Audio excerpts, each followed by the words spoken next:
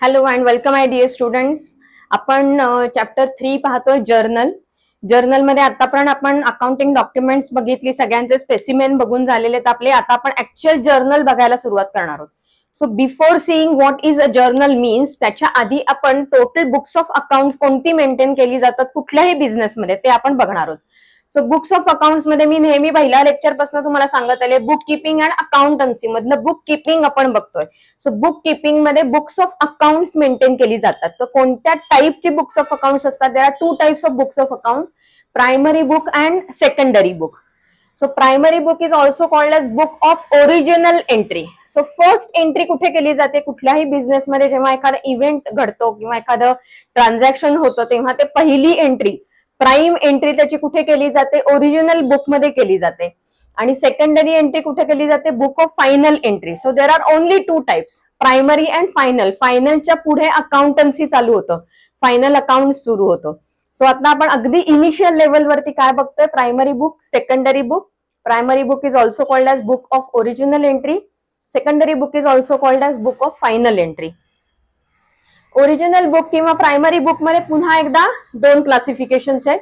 Journal proper, जे आता आपण बघणार आहोत. जर्नल प्रॉपर हा बेसिक फॉर्मॅट आहे कुठलाही ट्रान्झॅक्शन एंट्री करायचा. म्हणजे कुठल्याही ट्रान्झॅक्शन जे घडतं त्याची बुक्स ऑफ अकाउंट्स मध्ये एका स्पेसिफिक फॉर्मॅटमध्ये एंट्री करतात. ती एंट्री जर्नल प्रॉपर या बुकमध्ये होते. जर्नल प्रॉपर सोडून अजून कोणती प्रायमरी बुक्स आहेत? तर त्यांना स्पेशल जर्नल्स म्हणतात. स्पेशल जर्नल मध्ये पहिलं येतं cash book, purchase book, sales book, purchase return book, sales return book, bills receivables book, bills payable book.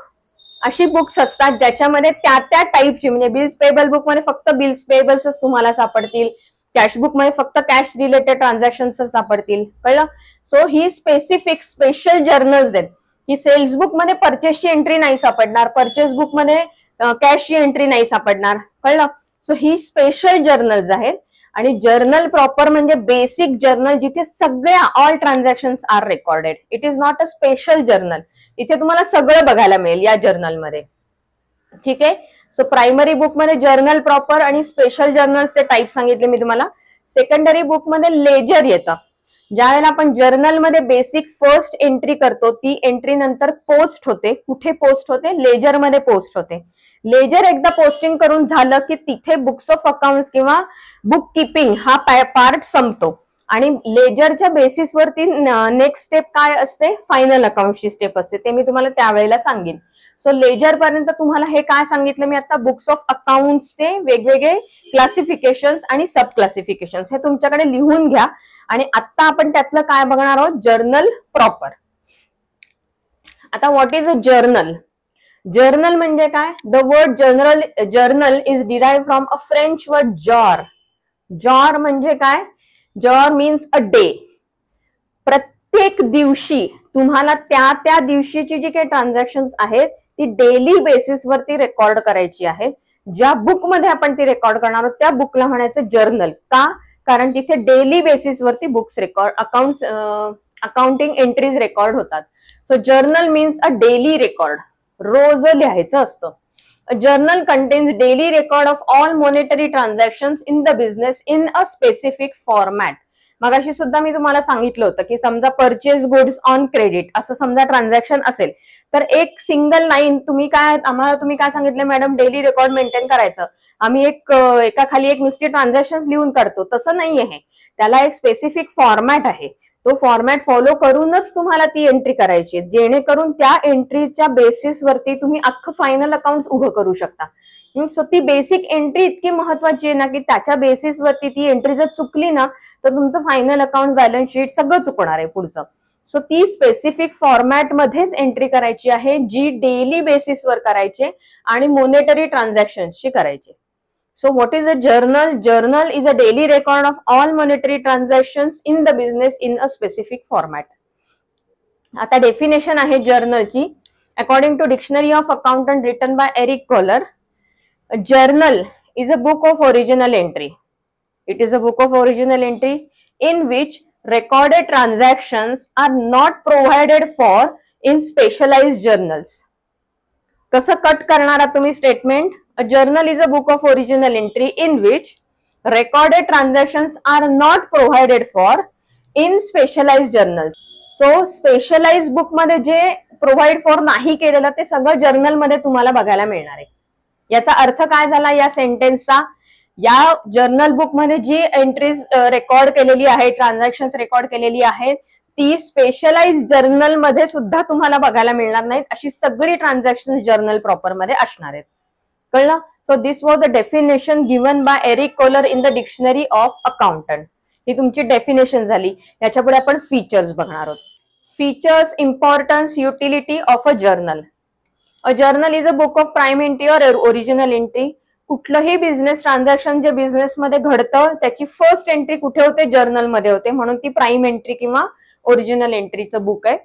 Transaction is recorded in a journal in debit credit format with amount with narration. मग अशी मी specific format सांगितला. तो specific format कुठला? Debit credit format. त्या प्रत्येक डेबिटची आणि क्रेडिटची amount आणि त्या अख्ख्या एंट्रीचं नॅरेशन, अशा फॉर्मॅटमध्ये जर्नल एंट्री केली जाते. Narration gives all necessary information about the transaction. For example, purchase goods from mister Anil for ₹10,000. आता मिस्टर अनिल कडनं 10,000 चे गुड्स घेतलेले आहेत, त्याची आपण जर्नल एंट्री डेबिट क्रेडिट फॉर्मॅटमध्ये केली आणि त्याच्या नॅरेशन मध्ये आपण काय लिहिणार आहोत? Goods are purchase from mister Anil. हे त्याचं नॅरेशन असेल. म्हणजे ती एक एंट्री एकदा आपण पाहिली की आपल्याला सगळी इन्फॉर्मेशन मिळणार आहे. So narration gives all the necessary information about the transaction. त्या नॅरेशन मध्ये बऱ्याच वेळा आता तुम्ही म्हणाल की प्रॅक्टिकली अकाउंटिंग कसं केलं जातं, तुम्ही आता थिअरॉटिकली कशी एंट्री करायची हे शिकताय, पण ज्यावेळेला तुम्ही पास आउट व्हाल आणि ऍक्च्युअल जॉब करायला लागाल त्यावेळेला जेव्हा तुम्ही एंट्री कराल, अशीच एखादी एंट्री तुम्ही जिथे काम करताय तिथल्या बुक्स ऑफ अकाउंट्स मध्ये कराल, जेव्हा नॅरेशन तुम्ही तिथे लिहाल ना, तेव्हा ईच अँड एव्हरी डिटेल तुम्हाला तिथे लिहायचंय. क्वांटिटी, परचेस गुड्स, मग कोणते गुड्स परचेस केले, किती क्वांटिटीनी केले, काय रेटनी केले, असं सगळं, डिस्काउंट दिलंय का, ते सगळं नॅरेशन मध्ये लिहायचं. So it gives all the necessary information. Journal is maintained date wise. Date wise maintain केलं जातं, which helps to understand the chronological events. आधी गुड्स परचेस केले, मग कन्झ्युमेबल्स परचेस केली, मग ते गुड्स सेल केले. सो क्रोनॉलॉजी पाहिजे ना, आधी सेल केले आणि मग गुड्स परचेस केले असं होऊ शकतं का? नाही. सो क्रोनॉलॉजिकली डेट वाईज आधी परचेस केलं आणि मग सेल केलं असंच असू शकतं. सो डेट वाईज मेंटेन करायचंय. Journal entry is made by following all the accounting concepts and principles. आपण अकाउंटिंग कन्सेप्ट्स आणि प्रिन्सिपल्स पाहिलेत की नाही, त्या बेसिस वरतीच तुम्हाला ही जर्नलची एंट्री करायची आहे. जर्नलची एंट्री करताना मनाने कुठल्याही रूल्स फॉलो करायचे नाहीत. कन्सेप्ट आपण पाहिल्यात, प्रिन्सिपल्स पाहिलेत, तीच वापरून करायचे. स्टँडर्ड्स पाहिलेले आहेत ते वापरूनच करायचे. Each entry in a journal has a base of accounting document. आत्ताच आपण ह्याच्या आधी अकाउंटिंग डॉक्युमेंट म्हणजे काय पाहिलं होतं. प्रत्येक अकाउंटिंग डॉक्युमेंट हे कोणत्या बुकचा बेस आहे हे मी लिहून दिलंय तुम्हाला. सो प्रत्येक वेळेला जेव्हा परचेस गुड्स म्हणतो आपण, तेव्हा समजा इनवर्ड टॅक्स इनवॉइस आला, so that is a base for the purchase book entry. So ते प्रत्येक डॉक्युमेंट जे आहे अकाउंटिंग डॉक्युमेंट हा आपला बेस आहे अकाउंटिंग एंट्रीचा. ते असल्याशिवाय आपण एंट्री करायचीच नाहीये. A journal helps to maintain the clarity in the transactions. आपल्याला काही लपवाछपवी न करता ओपनली, ट्रान्सपरंटली सगळी रेकॉर्ड्स किंवा सगळी ट्रान्झॅक्शन्स डिस्क्लोज करायची आहेत आपल्या बुक्समध्ये. सो आपल्याला जेव्हा जर्नल आपण ओपन करतो ना, तेव्हा एकाच बुकमध्ये आपल्याला सगळी ट्रान्झॅक्शन्स दिसतात आणि क्लॅरिटी येते. It also helps to find the errors. चुका झाल्यात का, काही मॅथमॅटिकल एरर्स असू शकतात किंवा एंट्रीज करायला चुकले, परचेस बुकची एंट्री चुकून सेल्स बुक्स मध्ये गेली आहे का, बिल्स रिसिवेबलची एंट्रीज केली नाहीये, असं काही होऊ शकतं. किंवा कॅश बँकेतनं चेक दिला चुकून कॅशला एंट्री केली आहे का, अशा काही चुका फाइंड आउट करण्यासाठी आपल्याला जर्नलची मदत होते. Arithmetical accuracy is maintain while recording a transaction. Debit equals credit, two fold effect आहे. डबल एंट्री बुककीपिंग सिस्टीम आपण वापरतो जर्नल लिहिताना. सो जर्नल लिहिताना आपण डेबिट इक्वल्स क्रेडिट म्हणजे अरिथमेटिकल अॅक्युरसी आपण तिथे मेंटेन करतो. परत एकदा आपण जर्नल जेव्हा लिहू तेव्हा मी सांगणार आहे, प्रत्येक पेजची टोटल घेतली जाते. ती टोटल डेबिट कॉलम आणि क्रेडिट कॉलम सेम पाहिजे, कारण डेबिट इक्वल्स क्रेडिट. मग इथे अरिथमेटिकल अॅक्युरसी आपोआप मेंटेन केली जाते. Journal works as the base of final accounts. खूप महत्वाचं आहे हे वाक्य. फायनल अकाउंटचा बेस आहे जर्नल. जर्नल एंट्री चुकली की संपलं. सो जर्नल एंट्री करताना 2 मिनिटं वेळ जास्त घ्या, पण एंट्री नीट करा. मी हे प्रॅक्टिकल बेसिसवरती सुद्धा सांगते तुम्हाला. इथे असं नाहीये की मी शिकवते थेरॉटिकली ते वेगळंच आहे आणि जेव्हा तुम्ही जॉबला जाल त्यावेळेला काहीतरी वेगळंच बघायला मिळते, असं होत नाही. जर्नल हे जर्नल असतं. तुम्ही प्रॅक्टिकली सुद्धा जर्नल असंच लिहिता जे मी आता पुढे तुम्हाला शिकवणार आहे. सो फायनल अकाउंट साठीच्या दृष्टीने तो विचार करून तुम्ही आत्ताच बुक्समध्ये लिहिताना व्यवस्थित काहीही चूक न करता विचार करून सगळे रूल्स अप्लाय करा. अकाउंटचे, डेबिट आणि क्रेडिटचे कोणकोणते रूल्स मी तुम्हाला शिकवले ते थंब रूल्स त्याला अप्लाय करा. मग डेबिट अकाउंट, क्रेडिट अकाउंट ठरवा आणि मगच लिहा. मी ते स्टेप्स पुढे सांगणार आहे तुम्हाला. पण हे तुमचे होते importance, features, utilities of a journal. आता मी तुम्हाला एक स्पेसिमेन दाखवणार आहे. तो स्पेसिमेन तुम्हाला ड्रॉ करायचा आहे आणि त्याच बेसिसवरती आता ह्याच्या पुढे आपल्याला जर्नल एंट्रीज पण करायचे. स्पेसिमेन बघूयात. Specimen of a journal. Specimen of a journal जेव्हा तुम्ही लिहिता किंवा याच्या पुढे जेव्हा जेव्हा तुम्ही जर्नल ड्रॉ करणार आहात त्यावेळेला तुमचं जे बुक आहे, मी दाखवते तुम्हाला, तुमच्या बुक मधलं फुल पेज तुम्हाला वापरायचंय. हा, आता हे तुमची बुक आहे. मी सांगितलं होतं तुम्हाला A4 साईज बुक घ्यायची म्हणून छोटी पुस्तकं वया आणू नका. सो ही A4 साईजची मोठी बुक आहे. इथे तुम्हाला हे जे मार्जिन दिसतंय ना, या मार्जिन सकट शेवटपर्यंत सगळं युटिलाइज करायचं आहे. सो हा जो पहिला डेट कॉलम आहे ना, हा डेट कॉलम म्हणजे तुमचा हा मार्जिन असतं. त्याच्यानंतर तुम्हाला हे उरलेले जे 4 कॉलम्स आहेत त्या उरलेल्या ह्याच्यामध्ये आखायचे असतात. त्यापैकी पर्टिक्युलरचा कॉलम जरा मोठा असतो, LF चा एक कॉलम असतो तो जरा छोटा, आणि हे 2 अमाऊंटचे कॉलम इक्वल साईजचे शेवटी असे तुम्हाला आखायचे असतात. सो फॉर्मॅट मी परत एकदा सांगते तुम्हाला. फॉर्मॅटमध्ये काय आहे, in the books of messrs, ज्या बुक्स मध्ये तुम्ही एंट्री करताय त्या बुक्स कोणाच्या व्ह्यू पॉइंटनी आपण बघतोय, कोणत्या बिझनेसच्या व्ह्यू पॉइंटनी बघतोय, त्या बिझनेसचं नाव आधी वर लिहायचं. त्याशिवाय जर्नलला कुठल्याही याला एंट्रीला सुरुवात करायची नाही. So in the books of messrs, त्या कंपनीचं नाव, बिझनेसचं नाव जे काय असेल ते, त्याच्या खाली लिहायचं जर्नल. काय लिहितोय आपण, जर्नल लिहितोय. आता फॉर्मॅट ड्रॉ करायचा आहे. हेडर काय आहे, date, particulars LF, debit amount, credit amount, असा आपला फॉर्मॅट आहे. मी आता तुम्हाला दाखवलं तसं फुल पेज आखायचे. स्पेसिमेन फुल पेज आखू नका. स्पेसिमेन फक्त एक 5-6 लाईन्स फक्त आखल्या तरी चालणार आहेत. आता फर्स्ट कॉलम आहे तुमचा डेट. डेट म्हणजे काय, मगाशी मी सांगितलं होतं, a journal is enter date wise.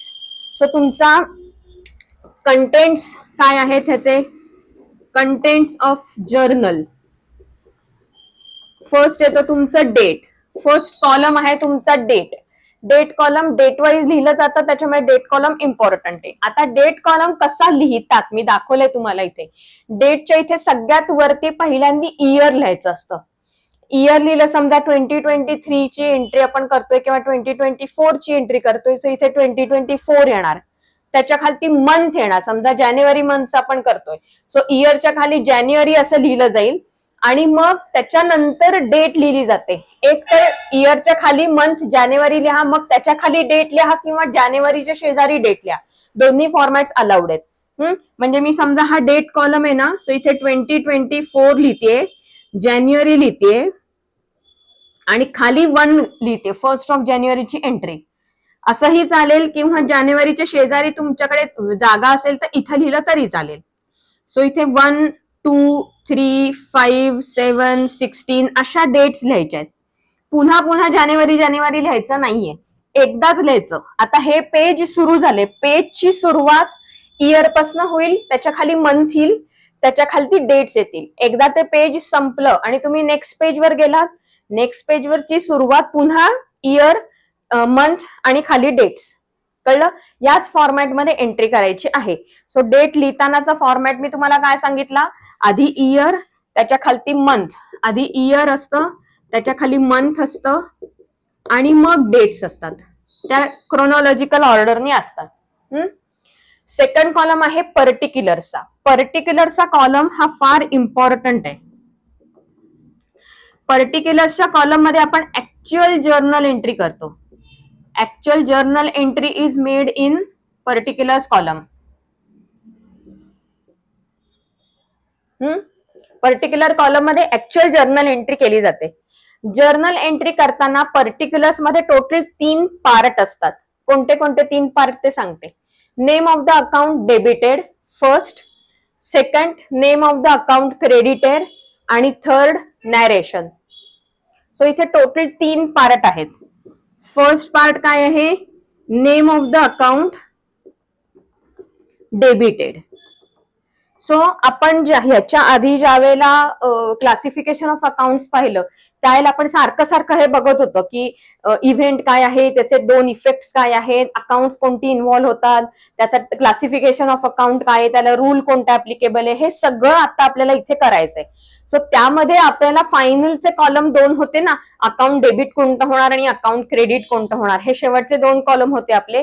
त्यातलं जे name of the account debited आहे ना ते अकाउंट आहे. सो ते कसं लिहायचं, इथे फॉर एक्झाम्पल परचेसेस अकाउंट असं समजा असेल तर इथे काय येणार, परचेसेस अकाउंट, त्याच्या पुढे डेबिट हा शब्द लिहायचा असतो. हा कुठे लिहायचा, जिथे एलएफचा कॉलम सुरू होतो ना त्या कॉलमला अगदी चिकटून 3 डॉट द्यायचे किंवा 3 डॅश द्यायच्या आणि डेबिट लिहायचं. काही जण इथपासून डॅश द्यायला सुरुवात करतात, परचेस अकाउंट पासून डॅश डॅश डॅश डॅश मग डेबिट. पण डेबिट डीआर, हा डीआर म्हणजे डेबिट, डेबिटचा शॉर्ट फॉर्म आहे डीआर आणि क्रेडिटचा शॉर्ट फॉर्म काय आहे सीआर. सो डेबिट डीआर म्हणजे काय, डेबिटचा शॉर्ट फॉर्म. ते कुठे लिहायचं आहे, हा जो एलएफचा कॉलमची जी ही आपली आखलेली लाईन आहे ना त्याला जोडून लिहायचंय. त्याच्या आधी 3 डॉट दिले तरी पुरतात किंवा 3 डॅश दिल्या तरी पुरतात. ठीक आहे. सो परचेसेस अकाउंट एंडला डॅश डॅश डॅश डेबिट. हे झालं तुमचं name of the account debited. The name of the account debited is followed by word dash dash dash debit. Compulsory आहे, हा फॉर्मॅट चुकायचा नाहीये. मला नाही लिहायचं डेबिट असं नाही चालणार, हा फॉर्मॅट दिलाय तुम्हाला तोच लिहायचा आहे, त्याच पद्धतीने लिहायचंय. सो इथे लिहायचं पहिल्यांदा डेबिट. सेकंड पार्ट मी काय सांगितलं, name of the account credited. ही दोन्ही अकाउंट्स आपण क्लासिफिकेशन ऑफ अकाउंट्स मध्ये जे टेबल पाहिलं होतं तिथे मिळालेली आपल्याला. सो कोणतीही जर्नल एंट्री करतानाची आपली फर्स्ट स्टेप ते टेबलच आहे. ते टेबल आधी करायचं, त्याच्यामध्ये जी जर्नल एंट्रीची डेबिट अकाउंट आणि क्रेडिट अकाउंट डिराईव्ह होतील त्याच्यानंतर जर्नल एंट्री करायला घ्यायची. सो तिथे आपल्याला क्रेडिट अकाउंट कोणतं करायचंय ते माहितीये. समजा कॅश अकाउंट क्रेडिट करायचं असेल तर इथे कसं लिहायचंय, थोडीशी स्पेस सोडलीये बघा. इथे डेबिटचं जे अकाउंट होतं ते पहिल्या लाईन पासूनच सुरू झालं, पण क्रेडिटचं अकाउंट लिहिताना थोडीशी स्पेस सोडलीये. मग वर्ड लिहिलाय टू असा वर्ड लिहून मग आपल्याला name of the account credited लिहायचंय तिथे. सो जेव्हा name of the account credited लिहायचं असेल, it starts with letter word, it starts with word 2. याच्या आधी डॅश नाही द्यायचंय, डायरेक्ट 2 लिहायचंय आणि नेम ऑफ द अकाउंट. जे क्रेडिट होणारं अकाउंट आहे त्याच्या मागे 2 असतं, डेबिट होणारं अकाउंट आहे त्याच्या पुढे डेबिट असतं आणि क्रेडिट जे अकाउंट होणार आहे त्याच्या मागे 2 असतं. ठीक आहे, कळलं. सो पर्टिक्युलर्स मध्ये हे 2 झाले. थर्ड आहे narration, very important. Narration always starts with the word being.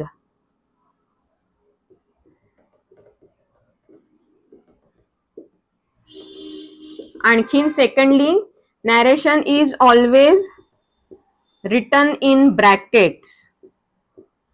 2 महत्वाच्या गोष्टी सांगितल्या मी तुम्हाला. नॅरेशनची सुरुवात, narration always starts with the word being and it is always written in brackets. अशा ब्रॅकेटमध्ये ते लिहितात. बीइंग या वर्ड पासून नॅरेशनची सुरुवात करतात आणि मग त्याची इन्फॉर्मेशन, ब्रीफ एक्सप्लेनेशन, खूप मोठं लिहायचं नाहीये, brief explanation about the entry. So what is narration? Narration is a brief explanation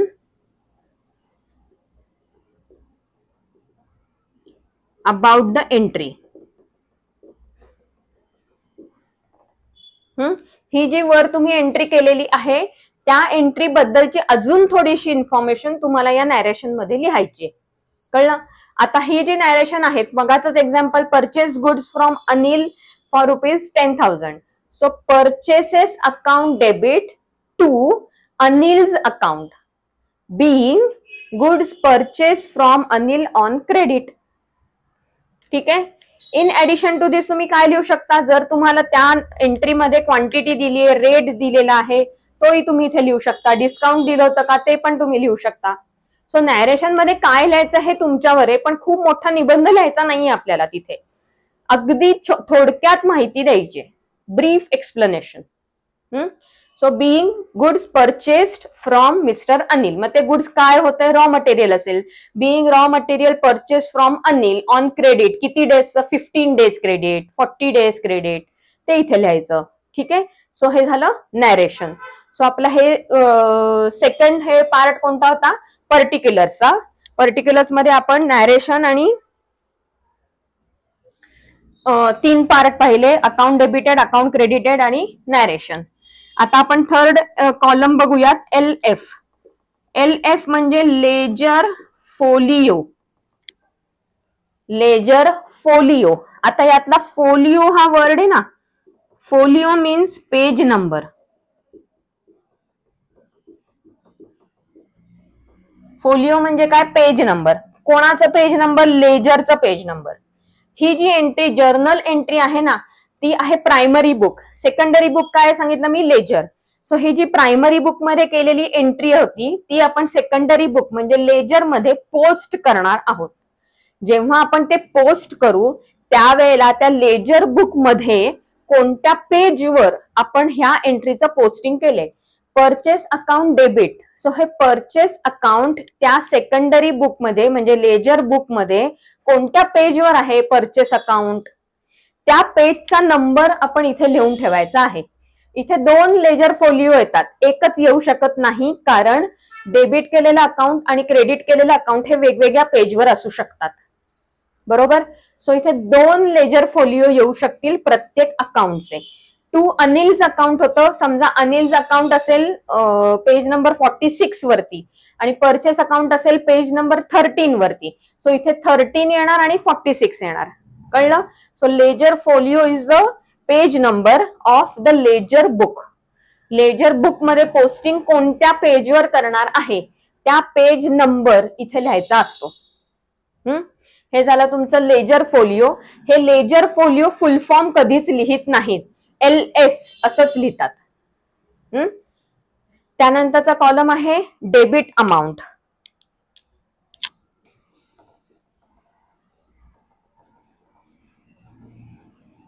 debit amount म्हणजे हे जे अकाउंट आहे त्याची अमाऊंट.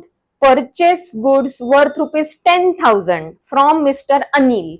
सो ही अमाऊंट काय आहे, 10,000. डेबिटच्या कॉलम मध्ये जी अमाऊंट असते ती अकाउंट डेबिटेडची अमाऊंट असते. क्रेडिटच्या कॉलम मध्ये जी अमाऊंट असते ती अकाउंट क्रेडिटेडची अमाऊंट असते. डेबिट अमाऊंट ही डेबिटेड अकाउंटच्या पुढे लिहायची, क्रेडिट अमाऊंट ही क्रेडिटेड अमाऊंटच्या पुढे लिहायची. कळलंय.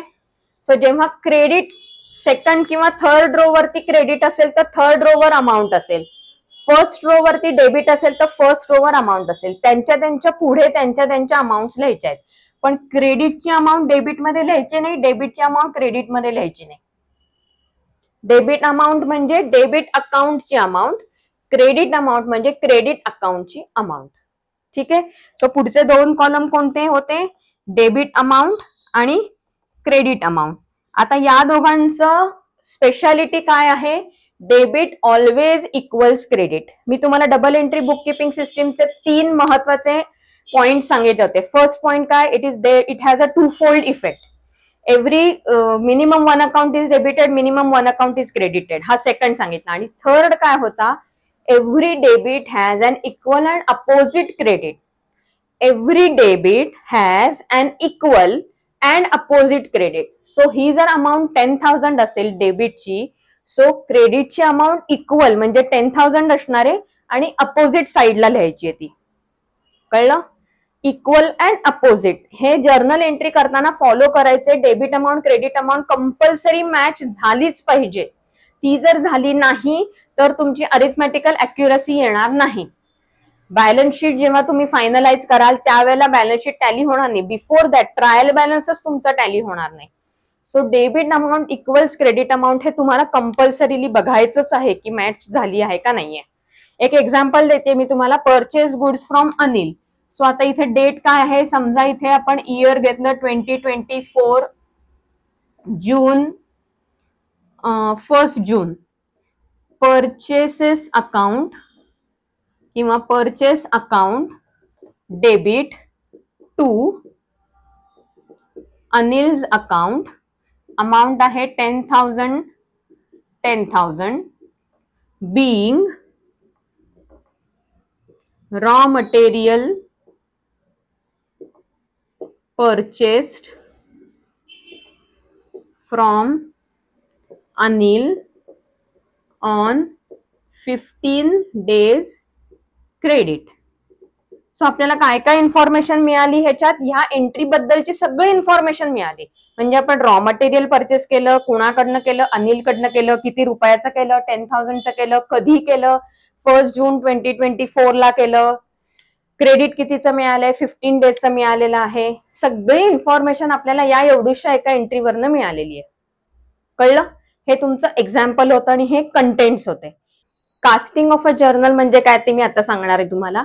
हे जे स्पेसिमेन तुम्ही ड्रॉ केलेत ते फुल पेजवर आपल्याला नेहमी जर्नल जेव्हा आखणार होता तेव्हा ड्रॉ करायचे. आता स्पेसिमेन थोडं जरी ड्रॉ केलं तरी जेव्हा जेव्हा ह्याच्या पुढे जर्नल आखाल ना तेव्हा फुल पेज आखणार आहात. त्या पेजच्या शेवटी टोटल घ्यायची असते अख्ख्या डेबिट आणि क्रेडिट कॉलमची.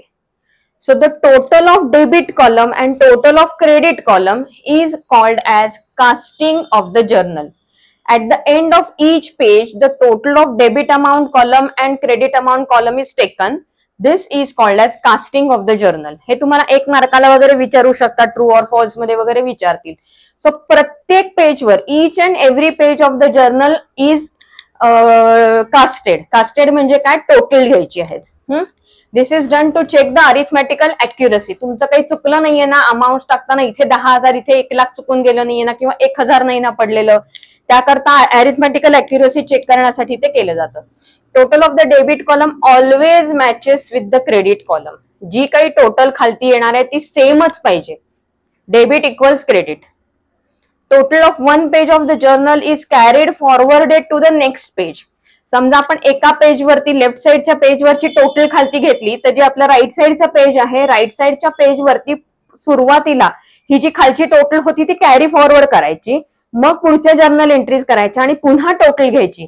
ज्या वेळेला आपण पुन्हा एकदा टोटल करू त्यावेळेला ओपनिंग जो कॅरी फॉरवर्ड झाला होता मागच्या पेजचा तो पण इन्क्लूड करायचा टोटल मध्ये नेक्स्ट पेजच्या. सो फर्स्ट पेज जे असेल तिथे ओपनिंग नसणार आहे. पूर्ण ट्रान्झॅक्शन झाली, टोटल घेतली. टोटलला काय म्हणायचं, टोटल कॅरीड फॉरवर्डेड किंवा carried down, CD. So total carried forwarded म्हणून टोटल असणार आहे. पेज टर्न करून नेक्स्ट पेजवर आलो आपण. नेक्स्ट पेज वरती पण तुमचं जर्नल आखलेलं आहे. फर्स्ट रो, सेकंड पेज पासून पुढची प्रत्येक पेजची फर्स्ट रो काय असेल, टोटल ब्रॉट डाऊन किंवा टोटल ब्रॉट फॉरवर्डेड, डेबिट कॉलमची टोटल, क्रेडिट कॉलमची टोटल. मग त्या पेजवरची सगळी ट्रान्झॅक्शन, ती ट्रान्झॅक्शन झाली की त्या पेजवरचं कास्टिंग, ते कास्टिंग करताना जो ओपनिंग बॅलन्स होता तो पण इन्क्लूड करायचा आणि टोटल घ्यायची. खाली त्या अख्ख्या पेजची इन्क्लुडिंग ओपनिंग बॅलन्स टोटल असेल. पेज टर्न करा, थर्ड पेजवर आलात की परत टोटल कॅरीड डाऊन किंवा कॅरीड फॉरवर्डेड. कळलं? Brought forwarded, sorry brought forwarded म्हणून तिथे टोटल घ्यायची. पुन्हा ओपनिंग, पुन्हा ट्रान्झॅक्शन्स, पुन्हा टोटल इन्क्लुडिंग ट्रान्झॅक्शन्स, ओपनिंग. कळलं? सो ह्याला म्हणायचं casting. The total of is labelled सांगितलं तुम्हाला, टोटल कॅरीड फॉरवर्ड आणि brought forward. On the last page of the journal grand total is casted. जिथे जर्नल बुकच संपतं आणि नवीन बुक सुरू करणार आहात तुम्ही तेव्हा तुमचं अख्खी ग्रँड टोटल केली जाते. काही वेळेला लोक मंथ संपला की ग्रँड टोटल घेतात आणि मग नवीन फ्रेश सुरू करतात. काही जण जर्नल बुक पूर्ण संपलं की मग टोटल घेतात. कळलं? सो ही जी ग्रँड टोटल आहे ती पिरियडिक सुद्धा असू शकते. काही जण तसंही फॉलो करतात. सो तुम्हाला आजच्या लेक्चरमध्ये मी जर्नल म्हणजे काय, त्याचं स्पेसिमेन हे सगळं शिकवलंय. हा स्पेसिमेन ड्रॉ करा, ह्याचे कंटेंट्स नीट लक्षपूर्वक एकदा समजून घ्या आणि लिहून घ्या. नेक्स्ट लेक्चरमध्ये मी तुम्हाला गुड्स म्हणजे काय, जीएसटी म्हणजे काय, ऍक्च्युअल जर्नल एंट्रीज आपण करणार आहोत, हे सगळं नेक्स्ट लेक्चरमध्ये बघणार आहोत. तोपर्यंत बाय.